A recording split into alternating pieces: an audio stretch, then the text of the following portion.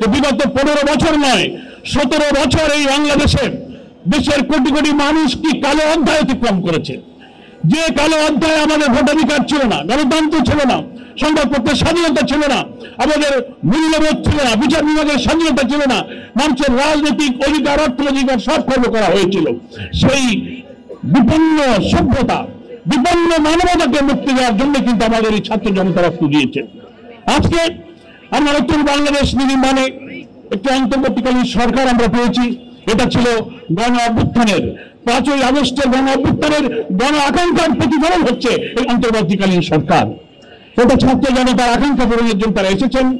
তাদের দায়িত্ব হচ্ছে একটি নির্বাচিত জনপ্রতিনিধিদের হাতে ক্ষমতা হস্তান্তর করে আমাদের গণতন্ত্রের পথে নতুন অভিযাত্রাকে সাফল্যমণ্ডিত করা। এবং আমরা মনে করি এই অন্তর্বর্তীকালীন সরকারের সকল সিদ্ধান্ত, সকল পলিসি, সকল ভূমিকা সবকিছুর মধ্যে গণ আকাঙ্ক্ষার প্রতিফলন থাকা উচিত। কিন্তু 3 মাস অতিবাহিত হচ্ছে, এই ছাত্র জনতার এই রক্তদান, এই আত্মত্যাগের মধ্য দিয়ে মানুষের যে গণ আকাঙ্ক্ষার প্রতিফলন ঘটেছিল, 5ই আগস্টের যে চেতনা আমরা লক্ষ্য করছি, দুঃখজনক হলো, দুর্ভাগ্যজনক হলো, অন্তর্বর্তীকালীন সরকারের কোন পলিসি, কোন সিদ্ধান্ত সেই গণ আকাঙ্ক্ষার সাথে মিলছে না, সেই গণ আকাঙ্ক্ষার প্রতিফলন ঘটছে না।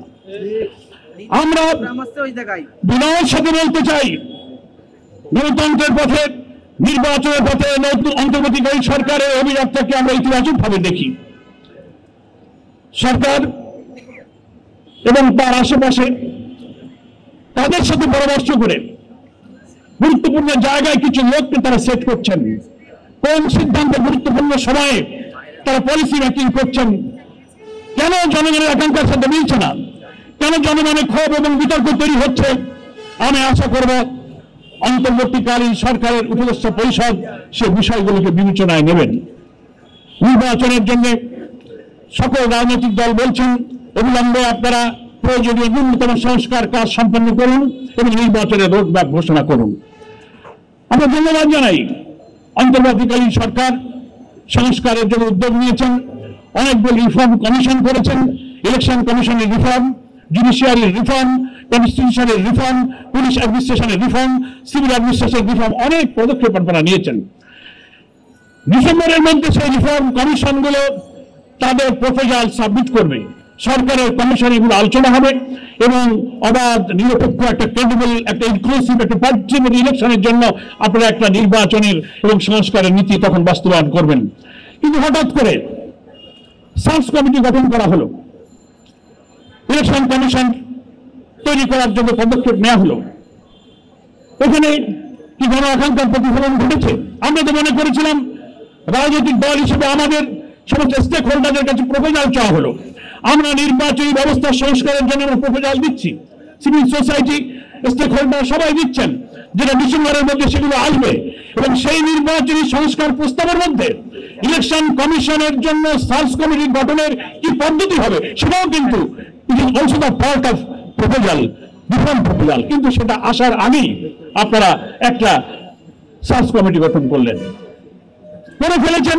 আমরা এটাকে ইতিবাচক ভাবে দেখছি, এটাকে হাজারো শহীদের রক্তদানের পরে এই নতুন অর্জিত বাংলাদেশের একটি গণতন্ত্রের পথে অভিযাত্রাকে আমি ইতিবাচক ভাবে দেখতে চাই, নেতিবাচক দেখতে চাই না।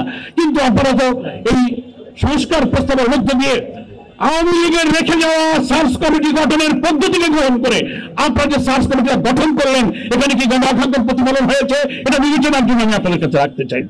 আপনারা এই জনগণের কাছে প্রপোজাল চাইলেন, আমরা পেশ করে ডিসেম্বর যেতে দিলেন না, এর মাঝখানে আপনি সিদ্ধান্ত নিলেন। এখানে থেকে রহস্য তৈরি হয়। এরকম কিছু কিছু সিদ্ধান্তের জন্য আপনি সংবিধান সংস্কারের প্রস্তাব চাইবেন, আপনি দুর্নীতি দমন কমিশনের প্রস্তাব চেয়েছেন সংস্কারের, পুলিশ অ্যাডমিনিস্ট্রেশন চেয়েছেন, আমরা দিন টাইমে সব দিচ্ছি। সেজন্য আমি অন্তর্বর্তীকালীন সরকারের কাছে বলবো আমরা যেন আর ভুল না করি। 15 থেকে 17 বছর বারবার আমরা ভুল করেছি, অনেক সময় রাজনৈতিক নেতৃত্বের ভুল হয়েছে, পলিসি মেকিং এ ভুল হয়েছে।